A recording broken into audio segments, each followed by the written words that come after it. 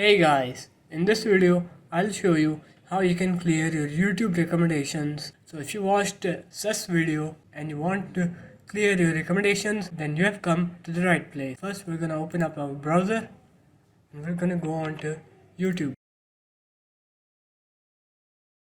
And then we're gonna come right here. We're gonna click on your data in YouTube.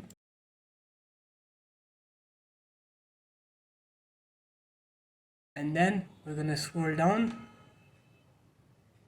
up till we find this YouTube watch history. We're gonna click on that.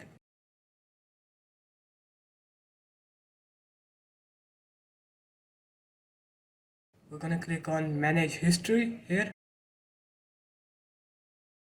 We're gonna click on delete.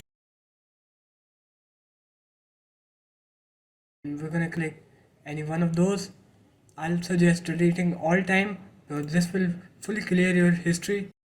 And when you're done, you'll just click here and it will clear your YouTube recommendations along with your YouTube history.